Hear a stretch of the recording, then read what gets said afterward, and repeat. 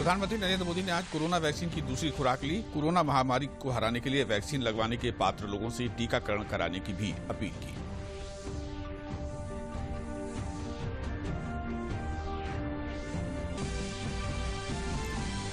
देश और प्रदेश में बढ़ी कोरोना संक्रमण की गति, मास्क, हाथों की सफाई और शारीरिक दूरी के प्रावधानों की सख्ती से पालन के साथ ही राजधानी लखनऊ सहित प्रदेश के 6 शहरों में लगाया गया रात्रिकालीन कर्फ्यू। प्रधानमंत्री नरेंद्र मोदी से परीक्षा पर चर्चा के दौरान विद्यार्थियों में दिखा उत्साह। देश भर के छात्रों, अभिभावकों और शिक्षकों से संवाद में प्रधानमंत्री ने पढ़ाई में तनाव कम करने की अपील की।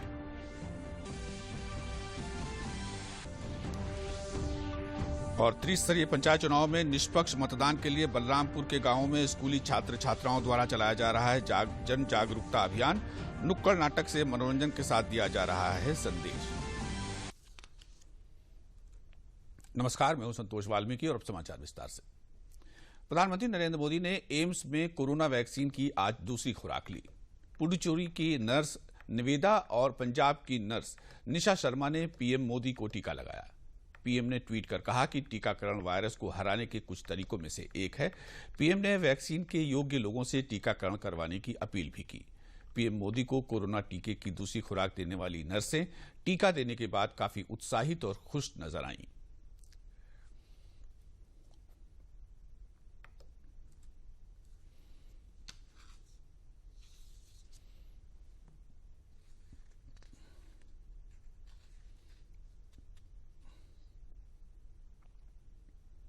I have given second dose of Covaxin manufactured by Biotech to our beloved Prime Minister Shri Narendra Modi जी। आज सुबह ही हमें पता चला कि सर अपनी कोवैक्सीन की सेकेंड डोज के लिए एम्स आ रहे हैं और हमें उन्हें वैक्सीनेट करना है। हमने उनको वैक्सीन की सेकेंड डोज दी और हमें बहुत अच्छा लगा उनसे मिलके और फिर उनसे थोड़ी सी बातचीत भी हुई। उन्होंने पूछा कि हम कहाँ से हैं और फिर एक फोटोग्राफ ली and it was really very memorable moment for me कि उनसे मिलने का मौका मिला और उन्हें वैक्सीनेट करने का मौका मिला इस पैंडेमिक सिचुएशन में। I was elated again. I got a second opportunity to meet sir. अच्छा लगा, सर से फिर से बातचीत हुई, एक फोटो भी लिए थे हमने। कोरोना की मौजूदा स्थिति को लेकर पीएम मोदी आज वीडियो कॉन्फ्रेंसिंग के जरिए सभी राज्यों और केंद्र शासित प्रदेशों के मुख्यमंत्रियों के साथ बैठक करेंगे।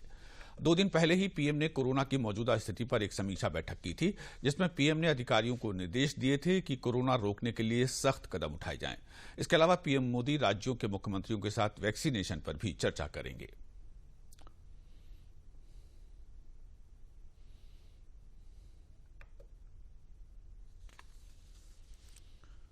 कोविड के खिलाफ निर्णायक जंग की रफ्तार तेज करने के मकसद से केंद्र सरकार ने एक बहुत ही अहम फैसला लिया है, जिसके तहत 45 साल वाले पात्र लोगों के टीकाकरण के लिए कार्यस्थल पर ही सत्र आयोजित किए जा सकते हैं। केंद्र ने इस संबंध में टीकाकरण के प्रोटोकॉल संबंधित निर्देश राज्यों को जारी कर दिए हैं। इसके मुताबिक 11 अप्रैल से राज्यों और केंद्र शासित प्रदेशों में टीकाकरण का सत्र शुरू हो सकता है। देश भर में सार्वजनिक और निजी कार्यस्थलों पर कोविड टीकाकरण अभियान चलाया जाएगा।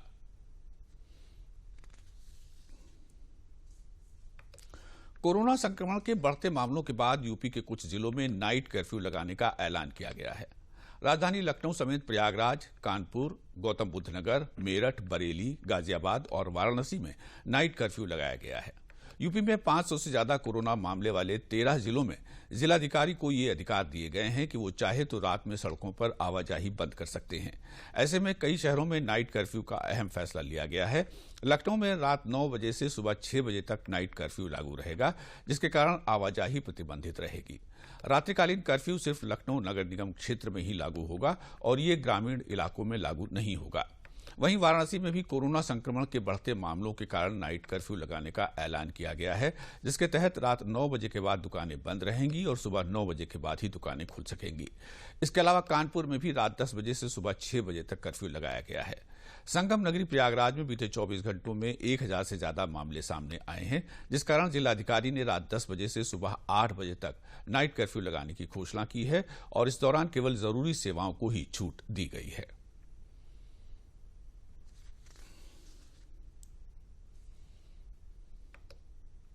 प्रदेश के अपर मुख्य सचिव सूचना नवनीत सहगल ने बताया कि जिन जिलों में प्रतिदिन 100 से अधिक कोरोना पॉजिटिव मामले आ रहे हैं और कोरोना के कुल मामले 500 से ज्यादा हो गए हैं, ऐसे जिलों में जिलाधिकारी को यह अधिकार दिए गए हैं कि वो चाहे तो रात में सड़कों पर आवाजाही बंद कर सकते हैं।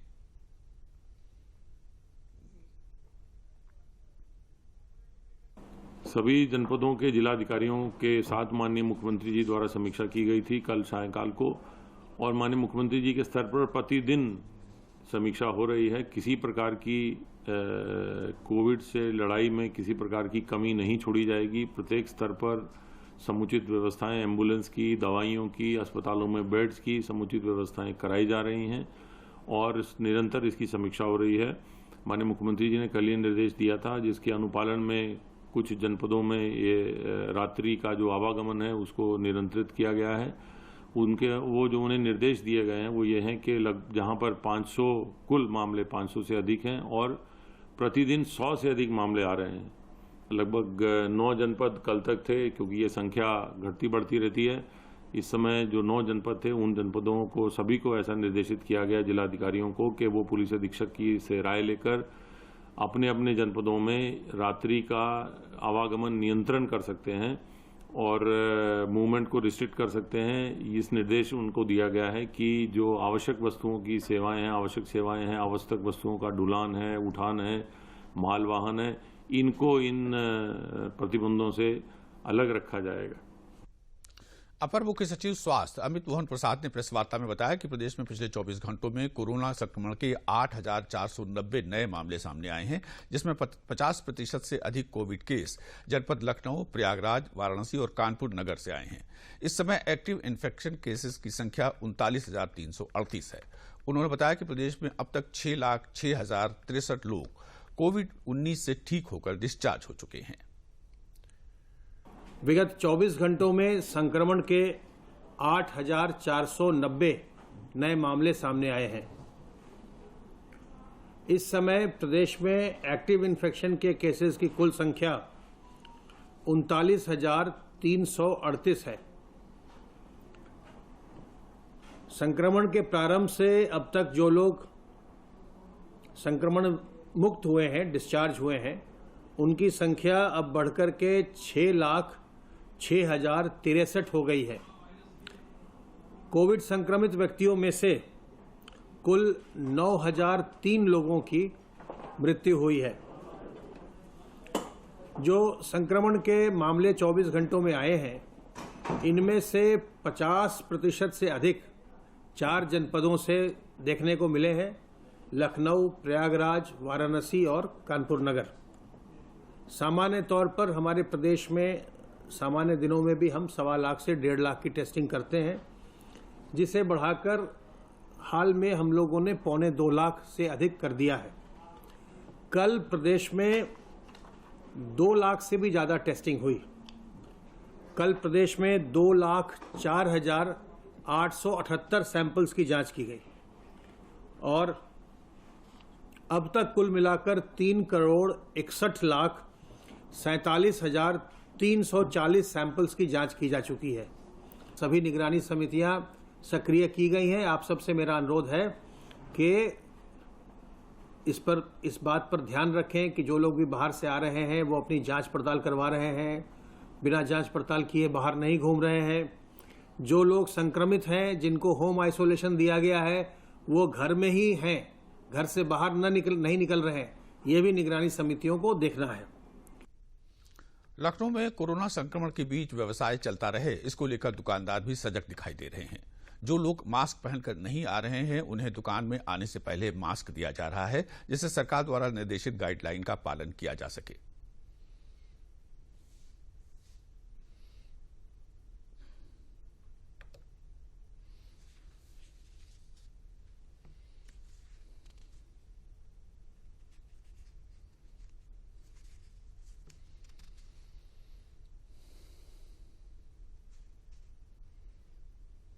जैसे जैसे कोविड का प्रसार बढ़ रहा है, लोगों की समझ में एक बात आ गई कि अपनी सुरक्षा अपने हाथ है। लोग मास्क लगाकर ही निकल रहे हैं। कुछ लोग बाजार जा रहे हैं, इनसे बात करते हैं। अब अपने बचाव के लिए और दूसरों के बचाव के लिए दोनों ही चीज़ें हैं। तो खराब हो गया इसलिए खरीदना, और कोरोना इतना ज़्यादा तो खरीदना पड़ेगा ही ना। सेफ्टी प्रिकॉशंस कि हर कस्टमर जो हमारे यहाँ आता है बहुत इंपॉर्टेंट है, बहुत खास है, तो उसकी सेफ्टी पहली प्रायोरिटी हमारे लिए सबसे पहली। तो जब भी कोई कस्टमर आता है हम लोग उसका टेम्परेचर चेक करते हैं एंट्री के टाइम में और उसका हाथ सैनिटाइज करते हैं। उसके बाद यहाँ और उनसे हम बिल्कुल अनुरोध करते हैं कि आप मास्क लगा के आइए, क्योंकि उनकी भी सेफ्टी होगी, सभी की सेफ्टी होगी।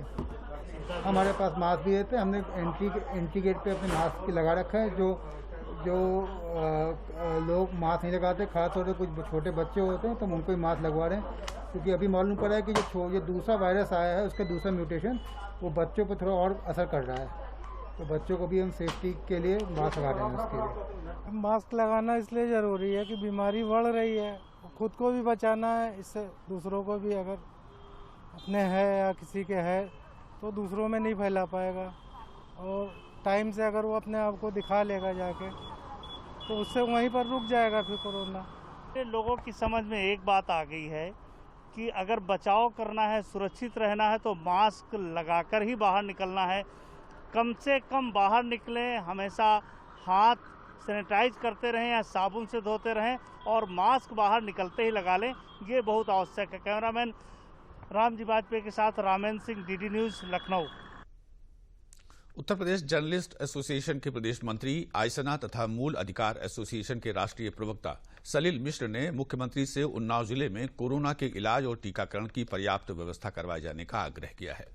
मुख्यमंत्री को लिखे गए एक पत्र में उन्होंने कहा है कि उन्नाव में बड़े पैमाने पर कोरोना के पॉजिटिव मरीज सामने आ रहे हैं और इनमें अधिकतर गरीब लोग शामिल हैं।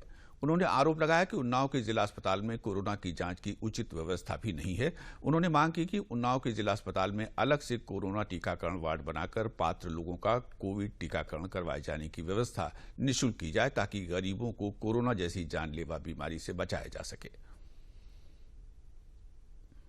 भाजपा ने महाराष्ट्र सरकार पर आज एक बार फिर जोरदार हमला बोला है। वरिष्ठ नेता और केंद्रीय मंत्री प्रकाश जावड़ेकर ने प्रेस कॉन्फ्रेंस में शिवसेना और सचिन वाजे के रिश्तों पर सवाल उठाए और कहा कि महाराष्ट्र की सरकार महावसूली की सरकार है, जिसे सत्ता में रहने का कोई अधिकार नहीं है। मुख्यमंत्री को फौरन इस्तीफा देना चाहिए।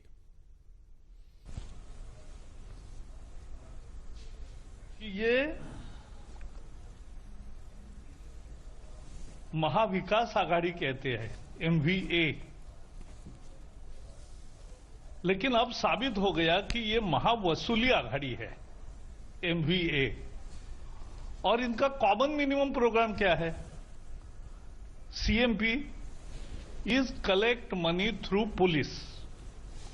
पुलिस के द्वारा पैसे इकट्ठा करो, लूटो और वसूली करो। यही ये महाराष्ट्र सरकार का एकमात्र कार्यक्रम चल रहा है और इसीलिए सब दल इकट्ठा है। सेना and this government needs to answer many questions कि आपका कॉमन मिनिमम प्रोग्राम क्या है? लूट के सिवाय आपके यहां क्या चल रहा है? और इस लूट के लिए अगर आप सत्ता में आए हैं तो जनता को भी अपनी ताकत दिखानी पड़ती है।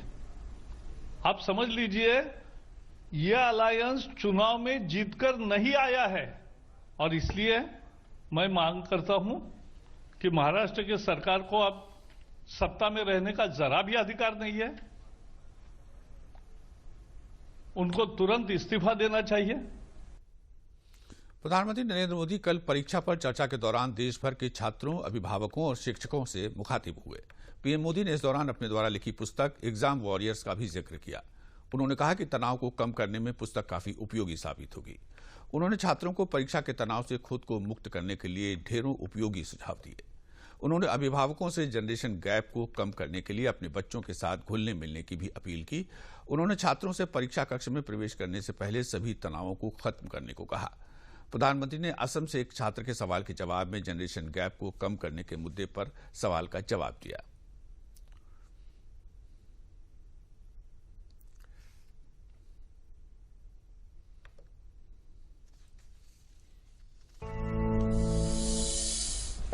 नई पीढ़ी के एक बच्चे के तौर पर हम अपने पेरेंट्स और अपने बीच की जनरेशन गैप को हमेशा कम करना चाहते हैं। तो प्राइम मिनिस्टर साहब, हम ये किस प्रकार कर सकते हैं, कृपया अपने मार्गदर्शन दीजिए। मुझे पेरेंट्स से इस विषय पर बात करनी है। एक बात जो पेरेंट्स को डिसाइड करनी है, क्या वो बुढ़ापे की ओर जाना चाहते हैं या फिर अपनी उम्र कम करना चाहते हैं। और आप भी बेटा अपने मम्मी पापा को जरूर ये सवाल पूछना। अगर पेरेंट्स बुढ़ापे की तरफ जाना चाहते हैं तो बेशक अपने बच्चों के साथ डिस्टेंस बना लें, गैप बढ़ाते रहें। अगर आपको नवजीवन की ओर आगे बढ़ना है, अपनी उम्र घटानी है, युवा बने रहना है, तो आप अपने बच्चों के साथ गैप कम कीजिए, क्लोजनेस बढ़ाइए। ये आपके फायदे वाला है। जैसे ही बच्चा थोड़ा बड़ा होता है तो एक लेवल पर मेंटेलिटी ऐसी हो जाती है कि माँ बाप बच्चे को डोमिनेट करना चाहते हैं, बच्चे को हर चीज सिखाना चाहते हैं। अचानक जो दोस्त थे वो दोस्त न रहकर बच्चे के इंस्ट्रक्टर बन जाते हैं और कभी कभी इंस्पेक्टर भी बन जाते हैं। आप इंस्ट्रक्टर बनकर उसे सुबह से शाम तक क्या करना है ये मत समझाइए। बार बार ये मत पूछिए कि मैंने ये कहा था, क्या क्या किया। बस अपनी आंखें खुली रखिए, कान खुले रखिए, उस पर ध्यान रखिए। उसमें सुधार से जुड़ी जो बातें आपने रजिस्टर की हैं, जो आपको ठीक नहीं लगा, उसे ठीक करने के लिए बहुत विचार करके एक एनवायरनमेंट क्रिएट करिए ताकि उसे खुद ही लगे कि वो कहां गलत कर रहा है। जब माँ बाप बच्चों के साथ हम उम्र बनकर ही जुड़ते हैं तो कोई इश्यू नहीं होता है। जैसे बच्चा कोई नया गाना सुन रहा है, कोई नया म्यूजिक सुनकर आनंद ले रहा है, तो आप भी उसके साथ उस आनंद में शामिल होने की कोशिश करिए। आप उसको मत कहो कि 30 साल पहले हमारे जमाने में तो वो गाना था, हम वो बजाएंगे। नहीं, ऐसा मत करो। वो जो गाना उसको पसंद है आप उससे जुड़िए, आनंद लीजिए ना। ये समझने की कोशिश तो करिए कि आखिर ऐसा क्या है उस गाने में कि आपका बच्चा उसे पसंद कर रहा है। लेकिन होता क्या है कि हम देखते हैं ठीक इसी समय कुछ माता पिता ये कहने लगते हैं कि ये क्या बेकार का गाना सुन रहे हो, असली म्यूजिक तो हमारे समय में होता था। अब तो जो बनता है वो सिर्फ शोर शराबा होता है। होता क्या है कि बच्चा आप पर आकर के आपको कोई बात बताता है। वो बताता है कि आज स्कूल में हमने ये किया, तो कहीं आप अपनी ही कहानी लेकर तो नहीं बैठ जाते हैं कि अरे ये तो ऐसे ही क्या है, क्या नई चीज है, ये तो वैसा ही है। अपने बच्चे के साथ उसकी जनरेशन की बातों में उतनी ही दिलचस्पी दिखाइएगा, आप उसके आनंद में शामिल होंगे तो आप देखिएगा जनरेशन गैप कैसे खत्म हो जाती। बिजनौर से सटे बख्शीवाला इलाके में आज दोपहर पटाखे की फैक्ट्री में धमाका होने से कम 5 कारीगरों की मृत्यु हो गई, जबकि 4 अन्य कारीगरों ने छत से कूदकर अपनी जान बचाई। फैक्ट्री में पहले आग लगी, उसके बाद फैक्ट्री के अंदर जबरदस्त धमाका हुआ जिसमें कमरे की दीवार भी टूट गई। मौके पर पहुंची अग्निशमन की टीम ने आग पर काबू पाते हुए मृतकों के शवों को कमरे से बाहर निकालकर पोस्टमार्टम के लिए रवाना किया। पुलिस ने फैक्ट्री संचालक को गिरफ्तार कर लिया है। पुलिस अधीक्षक ने बताया कि प्रारंभिक जांच में कमरे के अंदर विस्फोटक केमिकल की मौजूदगी और पटाखा बनाए जाने की पुष्टि हुई है। प्रदेश के मुख्यमंत्री योगी आदित्यनाथ ने जनपद बिजनौर में पटाखा फैक्ट्री में विस्फोट की घटना में लोगों की मृत्यु पर शोक व्यक्त किया है। उन्होंने मृतकों के संवेदना व्यक्त की है। एकांत में किसका है तो उसका नाम बता दो। यहाँ पर 4-5 लोग काम कर रहे थे। बताया जा रहा है कि यहाँ केमिकल रखा हुआ है जो देखने से प्रतीत होता है कुछ पटाखे की सामग्री थी। अचानक उसमें आग लग गया, 5 लोग झुलस गए और उनकी मौके पर दर्दनाक और दुखद मृत्यु हुई। जो ठेकेदार था, जो इसको संचालन करता था, यूसुफ, इसकी गिरफ्तारी की जा चुकी है। डेड बॉडी को मौके से मोर्चरी के लिए, पंचायतनामा के लिए भेज दिया गया है। यह भी बताया जा रहा है कि यह लाइसेंसी था। उन तथ्यों की जांच पड़ताल की जाएगी। त्रिस्तरीय पंचायत चुनाव में भाजपा समर्थित प्रत्याशियों के समर्थन में केंद्रीय श्रम और रोजगार मंत्री संतोष गंगवार ने जनसंपर्क अभियान के माध्यम से प्रचार किया। केंद्रीय मंत्री ने भोजीपुरा विधानसभा क्षेत्र में भाजपा प्रत्याशियों के समर्थन में घर घर जाकर प्रचार किया और कार्यालय का उद्घाटन किया। उन्होंने कहा कि जब गांव में भाजपा की सरकार होगी तो सही मायने में गांवों का विकास होगा।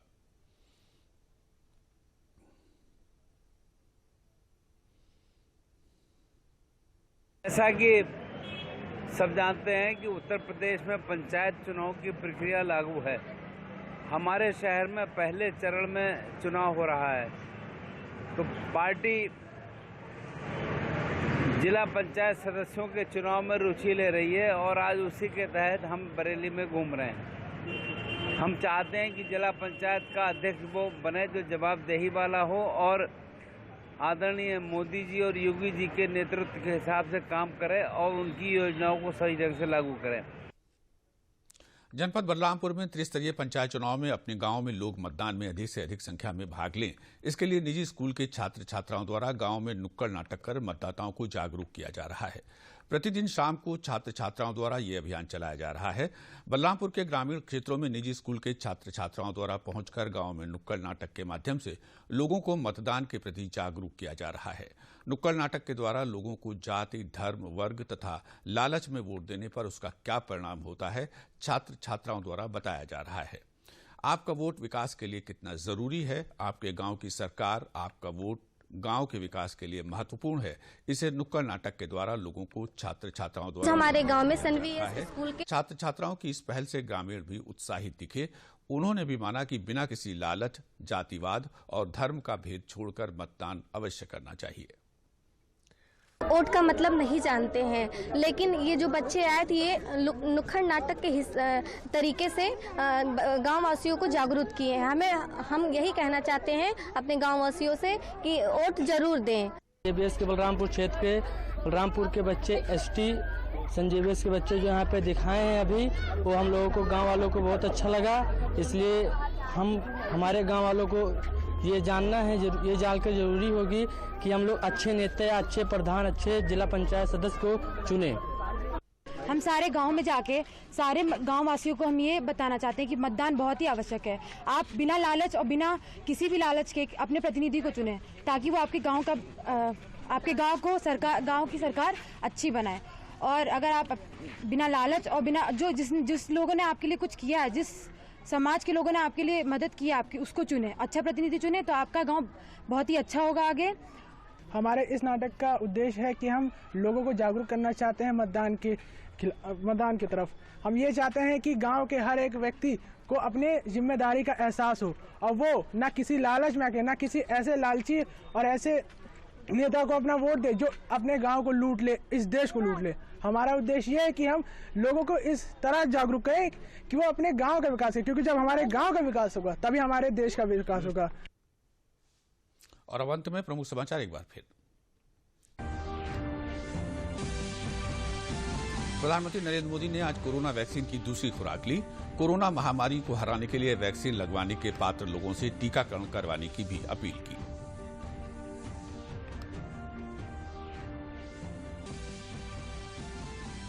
देश और प्रदेश में बढ़ी कोरोना संक्रमण की गति, मास्क, हाथों की सफाई और शारीरिक दूरी के प्रावधानों की सख्ती से पालन के साथ ही राजधानी लखनऊ सहित प्रदेश के कई शहरों में लगाया गया रात्रिकालीन कर्फ्यू।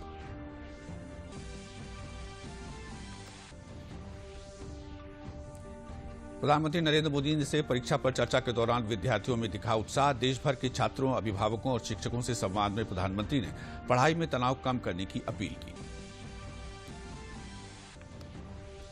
और त्रिस्तरीय पंचायत चुनाव में निष्पक्ष मतदान के लिए बलरामपुर के गांवों में स्कूली छात्र छात्राओं द्वारा चलाया जा रहा है जन जागरूकता अभियान। नुक्कड़ नाटक से मनोरंजन के साथ दिया जा रहा है संदेश। समाचारों में बस इतना ही। कोरोना से बचने के लिए आप लोग भी घर से बाहर निकले तो मास्क जरूर पहनें, सामाजिक दूरी का पालन करें, साथ ही समय समय पर साबुन से हाथ धोते रहें या हाथों को सैनिटाइज करें। और अब मैं बाहर जा रहा हूं, इसके लिए मास्क पहन रहा हूं। आप भी मास्क पहनकर बाहर निकलें, क्योंकि कोरोना से बचना है तो मास्क पहनना बहुत जरूरी है।